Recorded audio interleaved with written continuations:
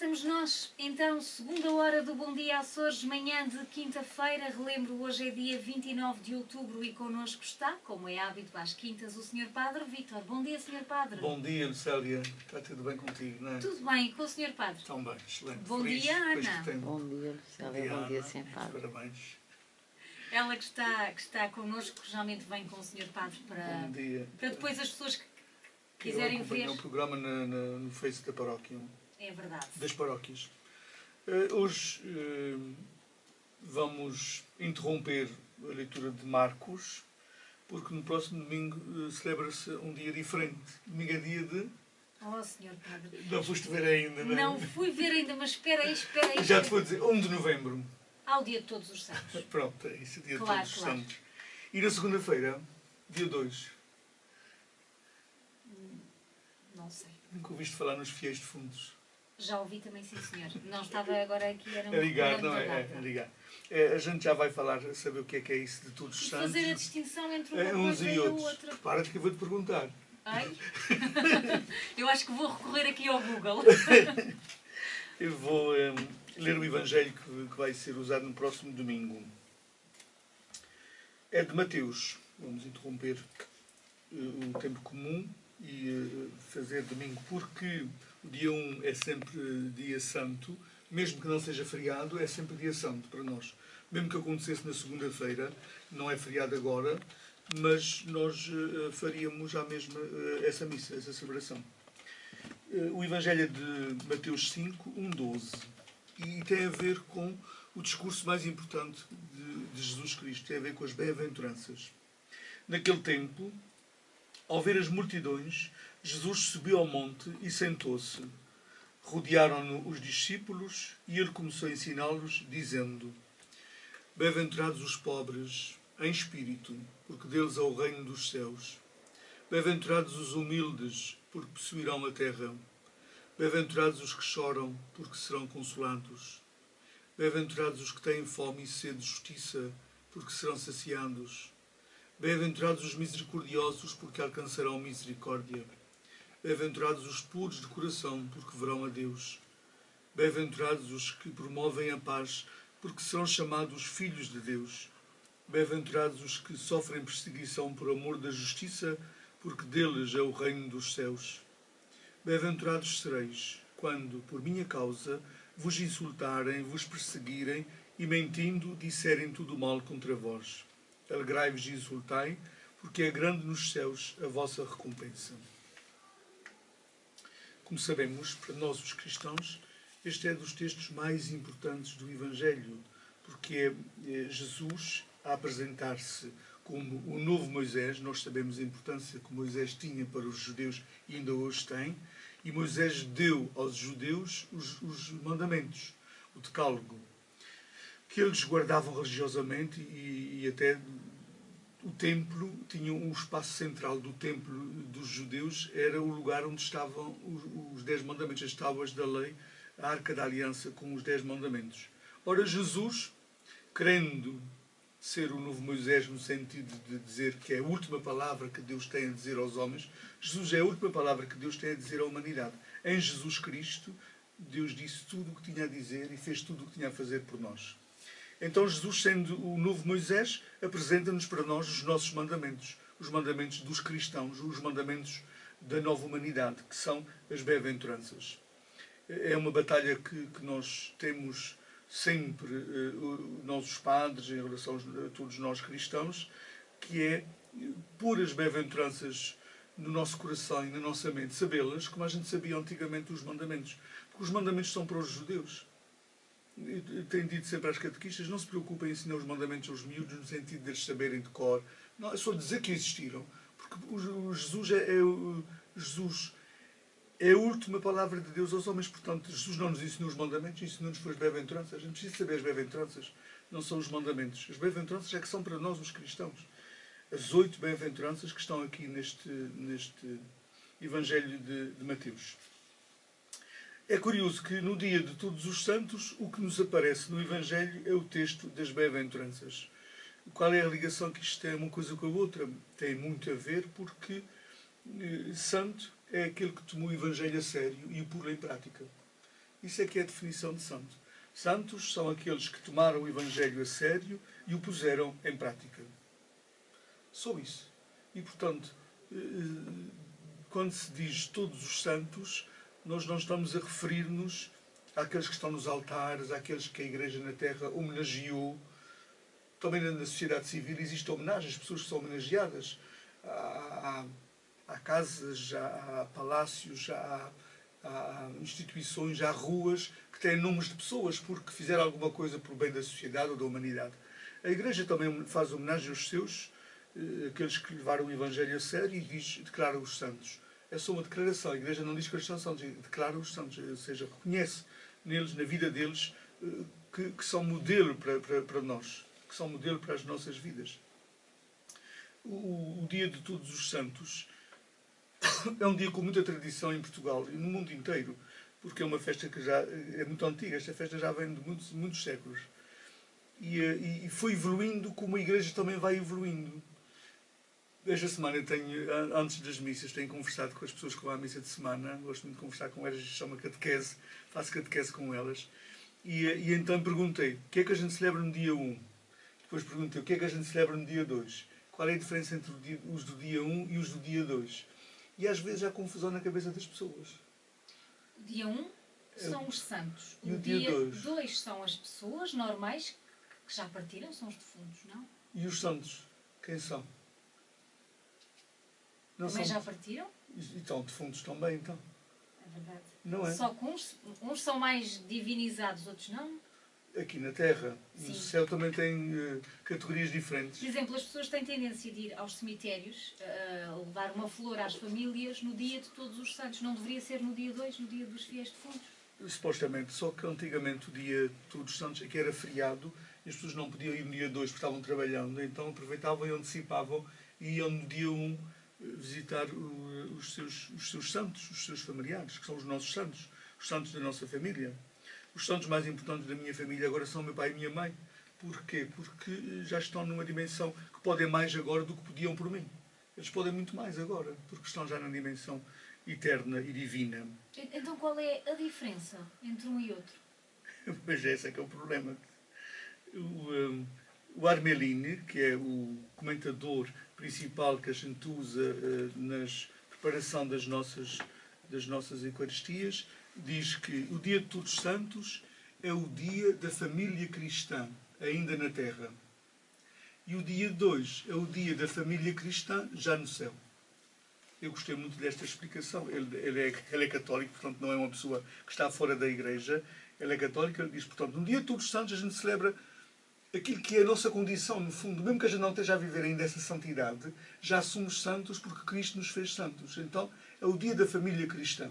E no dia 2 é o dia da família cristã, que já está na outra dimensão da vida. Antigamente não era assim, nós sabemos. No dia de Todos os Santos celebravam-se os que já estavam no céu. Antigamente era muito simples, na cabeça das pessoas. No dia 1 celebrava-se aqueles que já estão no céu. No dia 2 aqueles que estão no purgatório. No fundo era isso.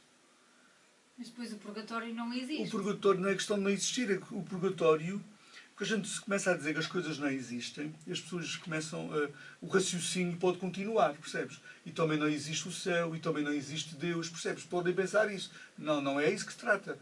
Quando a Igreja esclarece um assunto, não quer dizer que ele não exista, ela quer esclarecê-lo. A ideia que se tinha do purgatório foi purificada agora. Purgatório quer dizer purificação, isso mesmo. Purgar, purificar. Foi purificada agora com o Bento XVI e com o Francisco. Mas eles no século XXI podem fazer uma coisa dessas. É claro que podem, porque a Igreja, como a gente já disse aqui, a Igreja tem o poder que Jesus lhe deixou de, ao longo dos tempos, ir definindo os assuntos que estavam eventualmente confusos. Ela tem esse poder. E não é por ser 2000 anos depois de Jesus Cristo vir ao mundo que ela deixou de ter esse poder, porque estamos muito distantes de Jesus. Não. 2000 anos é como ontem, é como se fosse ontem. Não há esse problema. O Bento XVI explicou uma coisa sobre o limbo. Também havias falar no limbo, não havias? Que era onde as crianças iam quando morriam sem ser batizadas. Uhum. E ele disse abertamente e claramente, o documento está aí para quem quiser ler, que foi um erro interpretativo de Santo Agostinho. Portanto, ele disse que um santo enganou-se. Disse que um santo enganou-se. De facto, foi um erro porque não tem lógica nenhuma. Porque há imensas crianças no mundo que pertencem a outras religiões e não têm que vir à católica batizar-se antes de morrerem, se eventualmente morrerem novas, não é? As crianças que nascem nas religiões próprias não têm culpa de nascer numa religião cujos pais sejam muçulmanos, ou sejam hindus, ou sejam budistas, ou sejam judeus, não é? Qual é o problema? Se as crianças se morrem antes de se batizarem, que nessas religiões não há batismo, vão também para o limbo. É claro que Santo Agostinho sofria de um problema. E o problema dele era ter vivido num tempo em que não se conhecia o mundo. Só se conhecia o lugar onde ele vivia, quase, era e pouco, no século IV. No século IV o mundo era onde a gente vivia. Não se sabia muito para além disso. E, portanto, toda a gente era cristã no século IV. Então, nem sequer havia o islamismo na altura. O islamismo veio a partir do século VI, VII. Portanto, ele não tinha conhecimento de outras religiões. Quer dizer que quem nasce forçosamente torna-se cristão, morrendo antes de se batizar, inventou-lhe um lugar, inventou o limbo. Portanto, o Papa já esclareceu esse assunto.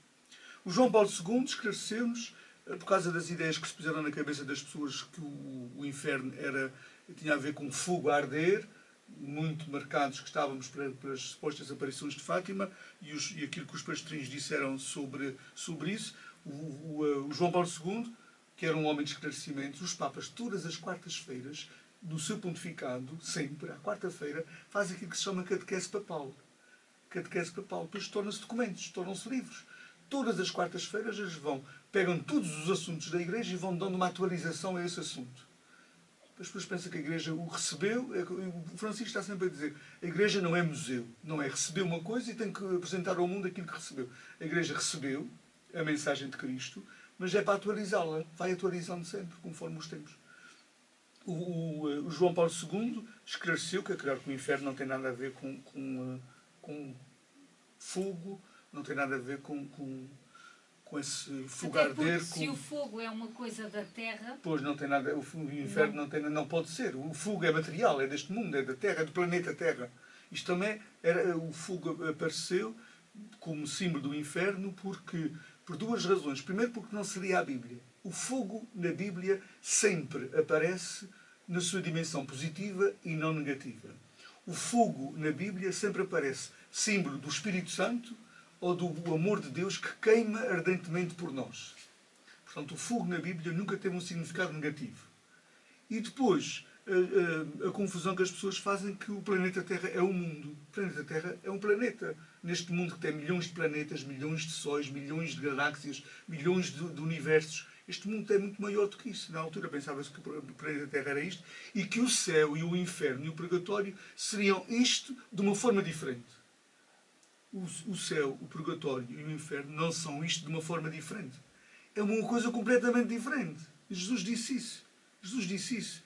Disse que quando morrermos, ele nunca falou muito no assunto da morte. Ou da vida para além da morte. Da morte ele falava, mas da vida para além da morte ele não falou. Porquê? E quando os apóstolos insistiam, porque isso para já não acrescentava nada à nossa felicidade. Se Jesus dissesse tintim por tintim, o que é que nos espera? Não acrescentava nada à nossa felicidade. O fator surpresa na Bíblia é um dos fatores que mais define Deus e a intervenção de Deus. Os judeus raramente sabiam a grandiosidade daquilo que Deus ia fazer. Raramente sabiam. Era sempre uma surpresa. E, portanto, aquilo que Deus nos reserva é uma surpresa. E não nos compete a nós estar a investigar, nem sequer a conjecturar, a dizer que é assim, que é assado, que é assado. Quem disser muitas coisas sobre a vida para além da morte é a primeira razão, o primeiro critério para a gente dizer assim. Isso é tudo mentirada. Estás a inventar. Está a inventar, porque não se sabe nada sobre a vida. Pode ser o maior pensador do mundo, mas é tudo mentirada. E, portanto, as coisas que se foram dizendo sobre a vida para além da morte são coisas que muitas vezes vão do pensamento da pessoa, vão da cultura da pessoa, da história da pessoa, do tempo em que a pessoa vive neste mundo. E estão marcadas por isso. Estão marcadas que têm a obrigação, os papas e os bispos têm a obrigação de ir esclarecendo, eles vão esclarecendo esse assunto. Portanto, o inferno ficou resolvido com o nosso amigo João Paulo II. O Francisco sobre o inferno só diz uma coisa, diz que está aqui até na bula que ele escreveu para o ano da misericórdia. Ele diz: a misericórdia de Deus será sempre maior do que qualquer pecado E ninguém pode colocar um limite ao amor de Deus que perdoa. Isto é da bula do Papa para a proclamação do Ano Santo da Misericórdia, o rosto da misericórdia, que é Jesus Cristo. Portanto, isto quer dizer que o amor de Deus terá sempre a última palavra. E como já teve na história, a gente não inventa o amor de Deus, a gente olha para a história, como é que Deus funcionou, como é que Deus funciona, como é que Deus funcionou em Jesus Cristo, quais foram aqueles com quem Jesus Cristo mais andou, e pode-se fazer esta afirmação do Papa. Olhando para a Bíblia, que é a nossa regra de vida, pode-se fazer esta afirmação. Ou seja, o meu professor de filosofia, ainda está vivo, com 90 e tal anos, um grande homem, doutor Caetano Tomás, que foi um homem que nos abriu os horizontes, as mentes, os padres da minha geração e anterior, ainda porque ele foi padre, foi professor de muitas gerações. Este homem dizia-nos: o inferno pode existir, mas nunca terá lá uma alma que seja, porque o amor de Deus é maior e vai resolver esse problema. Ele já nos dizia isso. Com 15, 16, 17 anos, que a gente ia para o seminário com essas idades, íamos com o nono ano feito de Ponteira Delgado e íamos para lá completar o secundário e depois o curso. Portanto, ele já nos dizia isso. O que o Francisco está dizendo agora, já há 30 anos que eu ouço isso do meu professor de filosofia. O inferno pode existir, não há problema nenhum, não nos faz mal nenhum existir, só que nunca terá lá ninguém, porque o amor de Deus vai salvar todos. Já salvou na cruz, aliás. Com quem é que Jesus andava? Era com os pecadores, não era com gente que... Porque o amor de Deus não é para quem merece, é para quem precisa. E quem é que pode dizer que não precisa do amor de Deus? Todos nós somos precisados, somos necessitados, somos mendigos desse amor de Deus. Somos mendigos desse amor de Deus. Portanto, as coisas, o que a Igreja está fazendo não é acabar com as coisas, é esclarecer as pessoas sobre os assuntos, que é muito importante. É muito importante essa dimensão. Eu nunca, as pessoas já se aperceberam disso, às vezes aparece no altar envelopes que diz pelas almas do purgatório. Eu nunca digo esta expressão, porque se eu já estou esclarecido, eu não devo continuar no erro. Percebes? Eu não devo continuar no erro. Eu digo, os familiares de uma irmã nossa. Não há almas de purgatório, não há isso. Porque Jesus resolveu esse problema tudo. Aquilo que nos falta a nós para nos conseguirmos salvar, Jesus resolveu. É isso que as pessoas não entendem.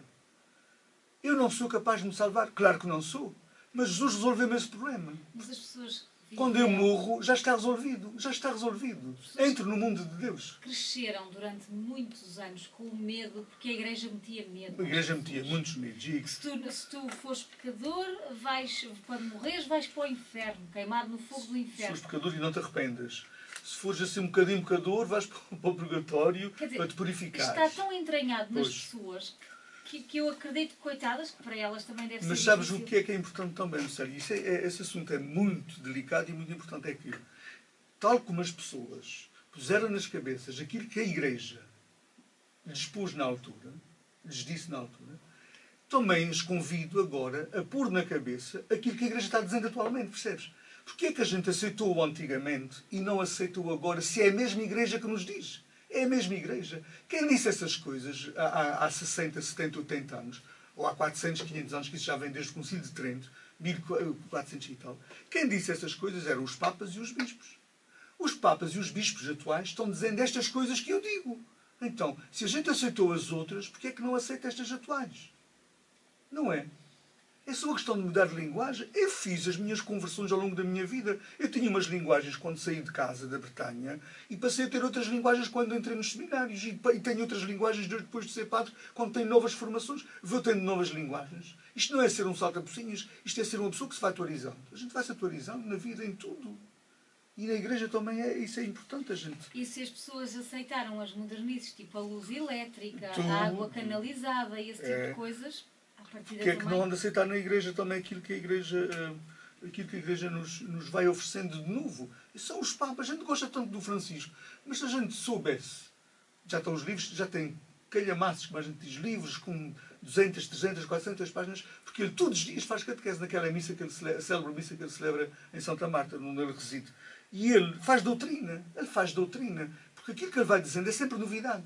É só questão da gente ler. A gente gosta muito do Papa, porque ele faz este gesto ou aquilo. O criatura vai ler o que ele diz coisas interessantíssimas. E onde é que nós podemos encontrar essas coisas que o Papa... Eu vejo que costuma trazer livrinhos e Isto onde nas livrarias católicas. Que é comum, o comum dos mortais das pessoas podem encontrar. Os marienses, eu não tinha essa experiência de precisar tanto de outra ilha como eu percebo os marienses. A gente vai a São Miguel quase todos os dias. Muita gente vai a São Miguel quase todos os dias por causa de consultas. É o normal. Aquilo que a gente na Bretanha, por exemplo, fazia quando ia à cidade. Eu hoje vou à cidade, que era 30 km, íamos dar o carro, não sei o que, era o dia inteiro para a cidade. Os marienses fazem Ponta Delgada. Ora, Ponta Delgada, às vezes a consulta que a gente vai dura meia hora, 10 minutos, infelizmente. E o médico está ganhando tudo por uma consulta de 10 minutos. E a gente vai lá para uma consulta de 10 minutos. E depois ficamos um dia inteiro à espera da SATA.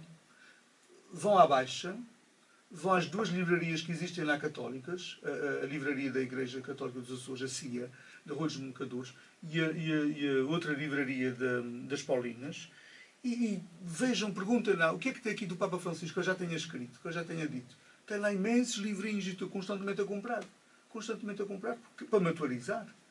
É só ir à Baixa da Cidade. A Baixa da Cidade. Ver que traz os livrinhos A Baixa da Cidade está cheia dessas coisas. Tem essas duas livrarias que está cheia dos documentos do Papa. Estão sempre a sair coisas novas.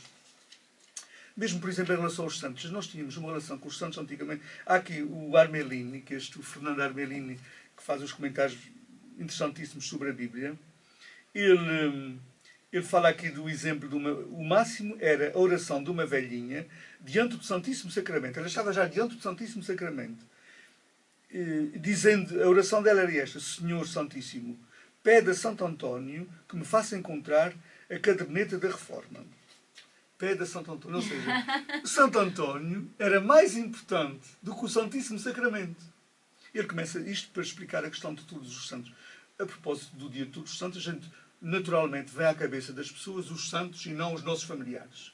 E vêm aquelas pessoas a quem muita gente tem uma devoção extraordinária. Outro dia vi na casa de uma pessoa um livrinho com poucas páginas, uma revista, tipo uma revista com uns 20 ou 30 páginas, e que tinha lá, e nem te conto, as novenas a todo o tipo de santos possíveis e imaginários. Se fizeres esta novena, vais conseguir isto. Se fizeres aquela novena, vais conseguir aquilo. Se fizeres esta novena, é Santo Expedito, é Santa Quitéria, é São Judas Tadeu, é Santa Rita de Cássia. As pessoas vivem numa ignorância que é assustadora para mim. Como se os santos, como se eu pudesse violentar a vontade de Deus fazendo aquela novena àquele santo. Os santos não têm poder absolutamente nenhum. Zero. O poder dos santos é zero. O único que é santo e que nos faz santos é Deus. O único que nos pode conceder a nossa vida, o nosso respirar, mas que é uma vida realista, uma vida deste mundo que implica doenças, implica sofrimentos, implica... Deus não nos livra de nada. É Deus, não são os santos. A gente recorre aos santos como se eles fosse um atalho para conseguir as coisas que a gente não consegue com Deus. Os santos não são atalho nenhum para conseguir seja o que for. Eles não têm poder nenhum.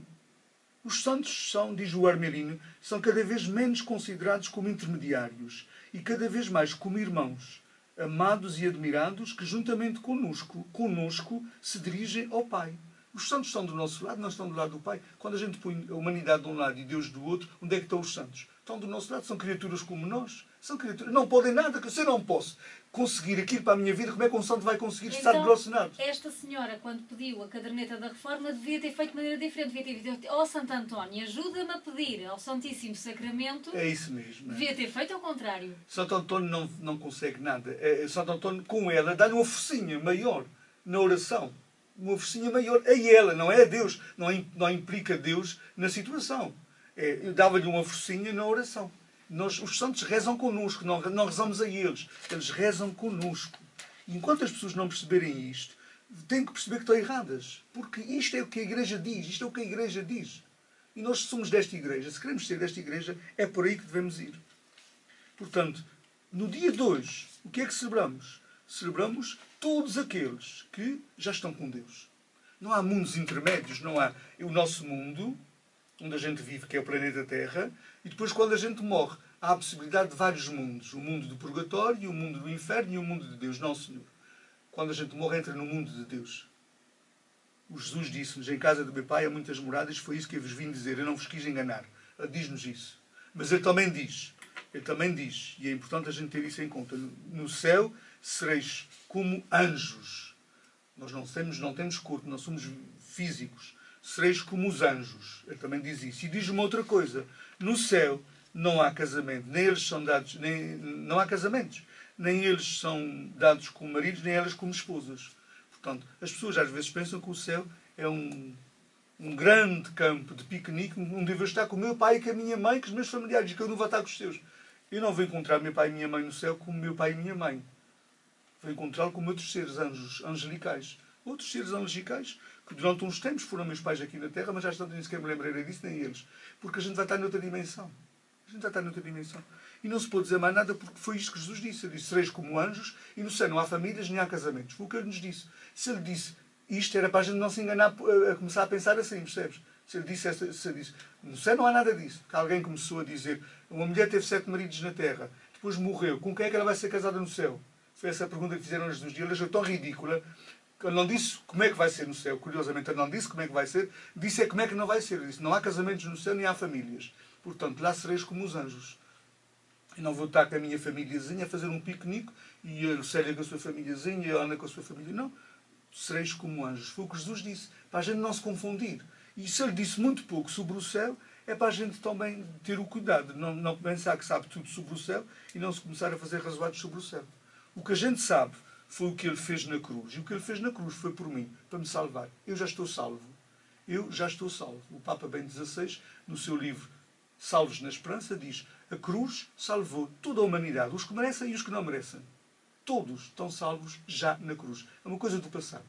Se eu fizer escolhas erradas, não vou para o inferno coisíssima nenhuma. Vou sofrer as consequências neste mundo das minhas escolhas erradas. Porque depois no céu não tenho que sofrer consequências nenhumas do que fiz neste mundo. Porque Jesus também disse que para a gente perdoar 70 vezes 7, quer dizer que Deus também perdoa tudo o que a gente faz. 70 vezes 7 que Ele perdoa.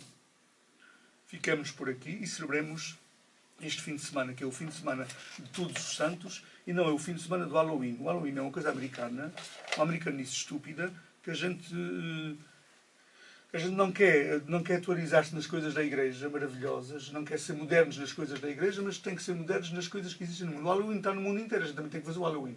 Não digo para a gente não fazer o Halloween, mas que não tiremos aquilo que é o mais importante destes dias, que é o pão por Deus, do dia de Todos os Santos. Os meninos que vão à minha casa pedir o pão por Deus não vão pedir Halloween, que eu não dou Halloween. Eu dou o pão por Deus do dia 1 de novembro e não do dia 31 de outubro. É o pão por Deus, é que é a nossa tradição, não é o Halloween. Vamos... Sim, senhor. E está dito. Vamos então conhecer a agenda. A agenda. Hoje há missa na matriz às 18h30. Às 20 horas temos a reunião da Confraria do Santíssimo. Todos os ministros da comunhão, leitores, as pessoas que quiserem, são convidadas a participar nesta Confraria do Santíssimo, que é o grupo de cristãos que honra o mais importante do cristianismo, que é o Santíssimo Sacramento. Todos aqueles que quisermos aderir, somos convidados a participar. Será às 20 horas. Depois, a seguir esta reunião, tenho uma outra reunião com o Secretariado dos Cursos de Cristandade. Amanhã é a última sexta-feira do mês, recordo, em São Espírito. A missa será às 15h30 da tarde e será em Santo António, com os idosos de Salvaterra. No sábado temos missa no aeroporto às 18 horas. Recordo que a missa passou para as 18 horas com a hora de inverno. No domingo, dia de Todos os Santos, temos missa às 10 horas na Matriz em São Pedro, 11h15 em Santa Bárbara, 11h30 em Almagreira, 12h30 em São Espírito. E porque é o primeiro domingo do mês, temos também às 16 horas, passa para as 16 horas, a adoração ao Santíssimo pelas geradoras da Santa Face, aberta a todas as pessoas. E será em Almagreira, na igreja de Almagreira, 16 horas. Recordo também o jantar de angariação de fundos para as festas de Sagrado Coração de Jesus de Santa Bárbara, o jantar que é no dia 14 de novembro. As pessoas devem se inscrever nos lugares certos. Bom dia para todos e um bom fim de semana. Obrigada. Bom dia.